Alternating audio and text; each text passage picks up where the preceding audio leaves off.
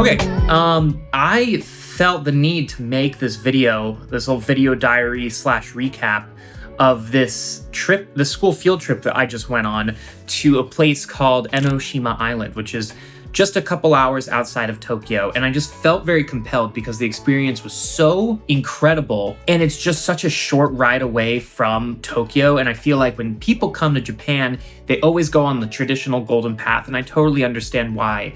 Tokyo, Kyoto, Osaka, they're the main parts and there's so much to see. But given that this was just a short drive away from Tokyo, and it was such a cool experience that had so many elements of what made Japan special, I just wanted to recap it all. I didn't take a lot of video while I was there, but I did take a lot of photos. So as I tell the story, I'm going to throw up on the screen some photos that I took that hopefully illustrate some of my points, as well as they're going to help me remember every little detail. Maybe I won't need to, but we're going to jump right in. So it's really cool that my school organized this trip. Essentially, it was two parts. We got to the school, we met at the school at 8:40. The reason we didn't have school is it was the emperor's birthday. The current reigning emperor, by the way, which I believe means that when there's a new emperor, the holiday changes around? ? Got to the school at 8:40. We were on the bus and on the road by 9. And actually our first stop was on the way, and it was to a place called Kamakura. And it was just this small little town more towards the coastline. And sadly, we didn't really get that much time to spend in the town. In fact, all of our time was spent in the shrine. There wasn't even much to the shrine except a big, giant Buddha. Believe it or not, this is not the biggest Buddha in Japan, but it is absolutely enormous, and it is a sight to behold. There isn't a whole lot else to the shrine. It was really cool to just kind of see it though, and kind of just be smacked in the face with this enormous sculpture. It was several hundred tons, I believe. I don't remember exactly how much. I will throw it up on the screen right now, like some more details about it. But suffice to say, it's just something really crazy to see in person. There was like this little lantern kind of base in front of it where you could buy like little incense sticks and put them in and pay your respects. And it was just like a really cool shrine. That's all I really have to say on that part of the trip, because it was more of a stop along the way to Enoshima Island. And then I found like my favorite part of it was actually just seeing like the sandals that they made for the Buddha that theoretically this Buddha could wear. We were back on the bus after only about 40 minutes there, and it was about an hour or so to get to our main destination, which was Enoshima Island. Granted, it probably would have taken a little bit less time had we done the train and had it not been the emperor's birthday. But at that point, so many people were on the road, and to get to Enoshima Island, you do not take a boat, you drive to it. There's just this really long, narrow road, bridge essentially, that connects the mainland to the island. And it took a while to navigate that. But once we were there, we were told we only had 2 hours to explore the island. And I was like, what? Like, that is not a lot of time. And granted, it's not the biggest island in the world, but there was a lot I really wanted to see there. At that point, I believe it was about 1 o'clock. And I thought, this is my opportunity to eat as well. And I knew I needed the fuel. And so I decided to Google Maps navigate myself to my main destination, which I'll get to in a second. But I definitely took a wrong turn, or I followed the maps, but it had me going and taking a shortcut. And I ended up away from the main stretch of the road on this little side area, which just was lined with like food stalls and food trucks and little restaurants. And I just had this like cool cute beach town vibe.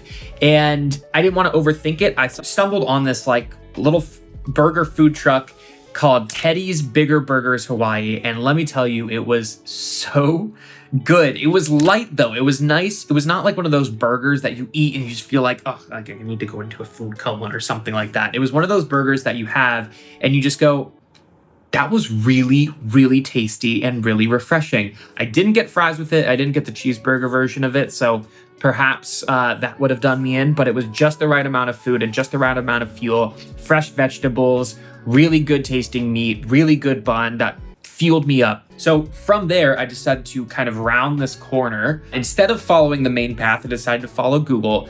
And just by turning this corner and going around the corner, I was suddenly just smacked with this just beautiful quiet and this calm corridor of either really old homes that have been restored or newer homes that maintain this kind of older facade. But it has this very traditional Japanese style home neighborhood look to it. But there was no one there. It was dead quiet. And I just suddenly felt like a different energy shift.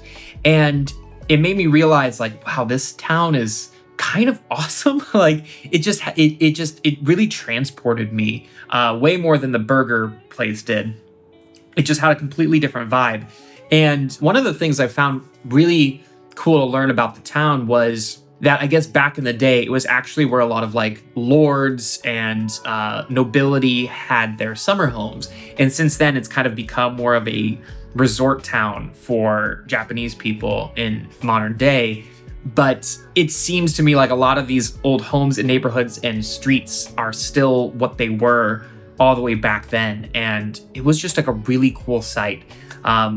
But I decided I had to keep going because I didn't have much time to linger. And I realized that the shortcut was a great shortcut, but it had me ascending a ton of stairs to get to the top, because I guess the other main route was more of a long ascending steep hill versus just a straight shot up. But I did it, and it was really cool because as I ascended each stair, and each set of stairs, I got a better and better and better and better view of like the water and the ocean and the rest of the island. And it was so beautiful.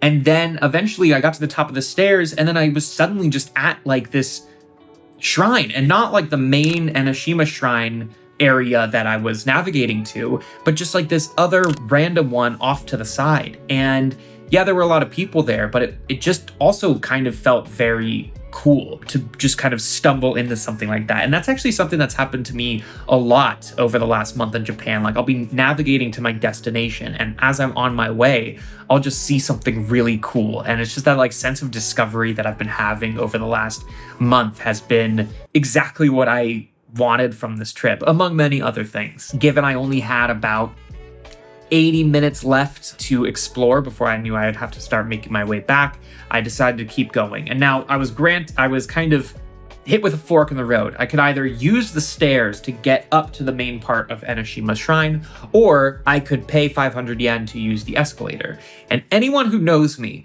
knows that I would never take the escalator. I would take the stairs every single time because they're more fun, and I always look for an excuse to take the stairs because it's always a good workout. However, with the limited time and knowing it would add like 20 minutes to my time, and the escalator took about 2 minutes, I took the escalator.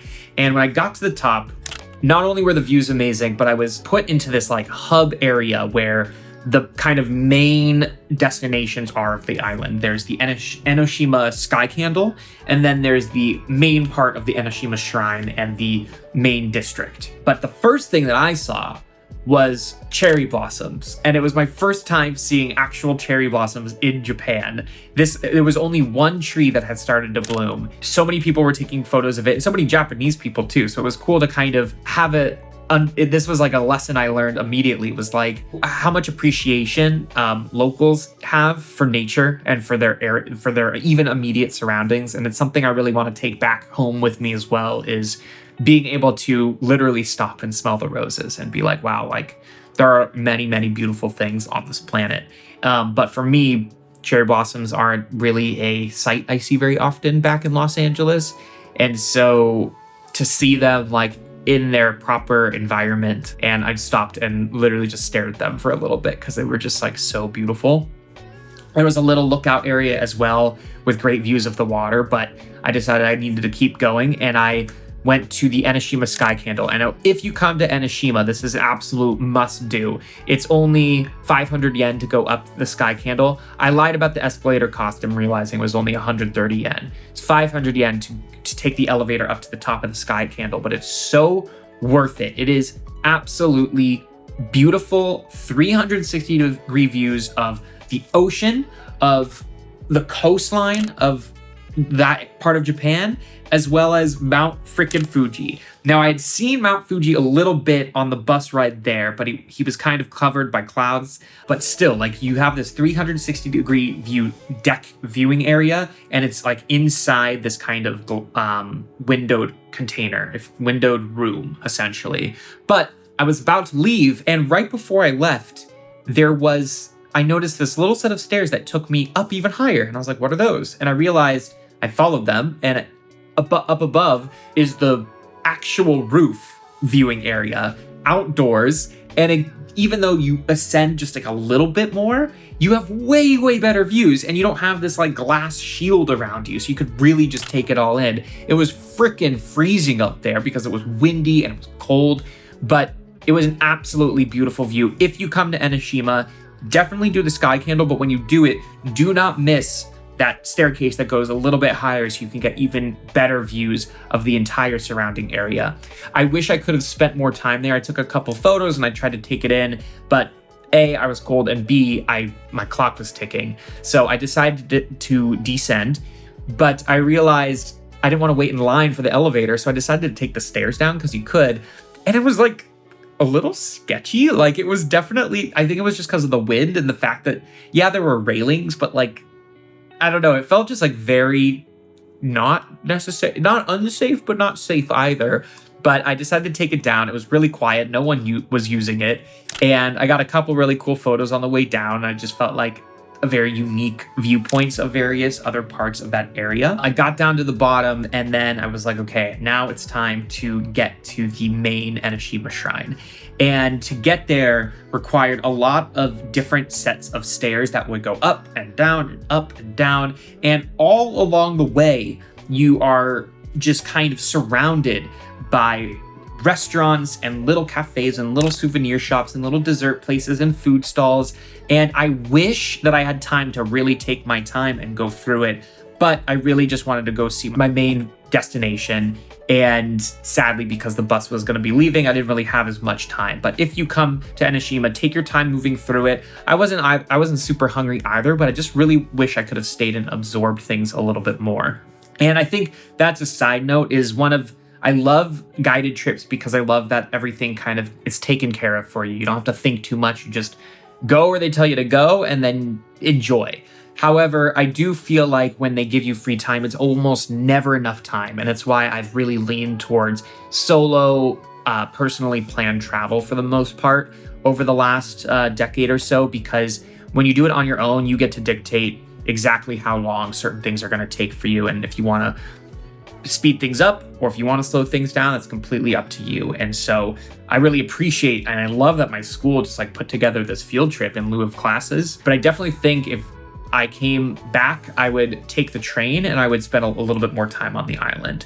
But anyway, I'm jetting through up and down these stairs to get to the main Enoshima Shrine area. And you enter, when you first get there, you're greeted by this stone moss-covered torii gate.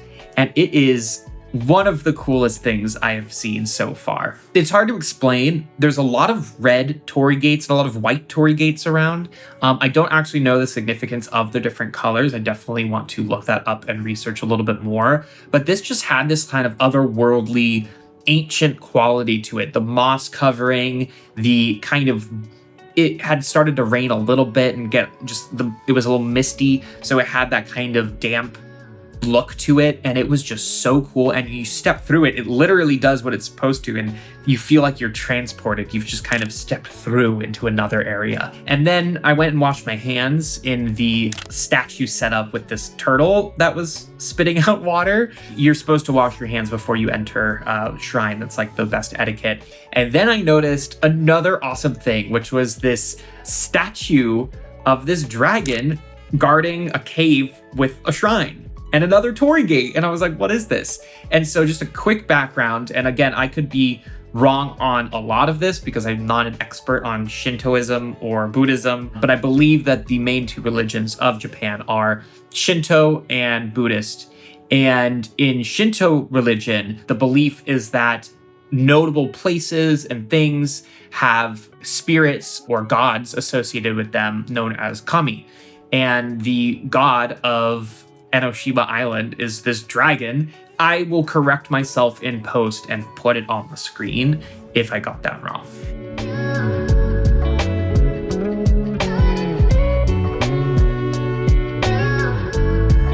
I got in line to kind of see the shrine itself, which was in this cave, and the statue of the dragon was guarding the cave. And I waited in line, I put in my donation, and when I was in there, I didn't take any photos. I felt very overwhelmed, and I felt like I didn't quite belong in there, to be perfectly honest. It's not like I wasn't allowed. I was encouraged to wait in line and see it as a sight. But I didn't take any pictures or videos or anything like that. It just felt like a very sacred place. And I'm not entirely sure yet, and I need to research this a little bit more as well, of like the etiquette when it comes to being in shrines and being in these sacred places, how much I'm supposed to do to be respectful, but then also I'm not part of the Shinto religion, so I didn't really know what I was supposed to do in there, but I just kind of took it in. I appreciated the space, and then I left. And then I made my way around to see the main building of the Enoshima Shrine as well. And then I figured, okay, it's time for me to turn around. But out of the corner of my eye, I noticed people were like on the shore. And I thought, okay, that can't be too far. So I started to kind of go down the stairs, and I started to realize, okay, there's a lot more stairs than I thought. I was kind of hoping maybe it would kind of put me back out on the other end by where I came. This was not the case. But I decided to kind of keep going down, because the closer I got to sea level, the quieter it got. And I finally got down, and I was just blasted with this beautiful view of Mount Fuji. And I had seen glimpses of Mount Fuji throughout the course of the day, mostly covered by clouds, but this was just fully visible on the water, just a jaw-dropping sight. And it was by far the most like magical, special part of the day for me, because I have seen Mount Fuji in photos probably thousands of times and videos thousands of times, but like, it's just nothing like seeing it in real life with your own eyes. And I understand why the Japanese have such a reverence for Mount Fuji. It's just like one of those things that you don't really appreciate until you see it. And when you see it, you can't stop looking at it. And it was a really magical moment too, because of how quiet it got down there. And I was able to spread away from a lot of the other people. And the waves were just kind of crashing on the beach or on the rocks. And yeah, just take a look at this video, because I think it captures the vibe perfectly.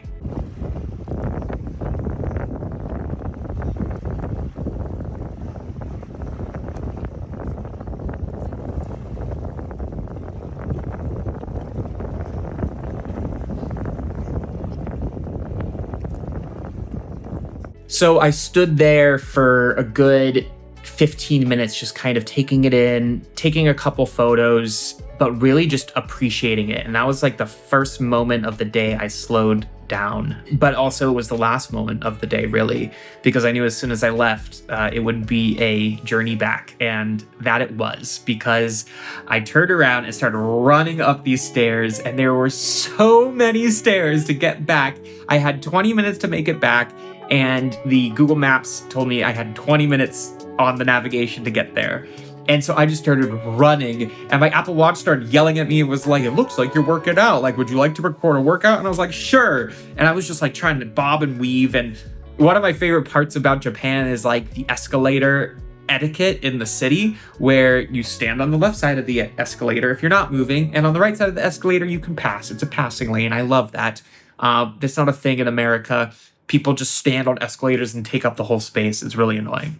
But on these stairs, there wasn't a passing lane. People were just, there was one lane up and one lane down, and I tried my best to bob and weave, but there was a couple moments where I just like would hit up against like a family, and I was like, all right, I guess I'm slowing down for a second, and then there would be an opening, and I would like shoot past them, and it was great. But oh my God, I was heaving, and I'm like not in bad shape, but oh my God, I was dying when I got to the top.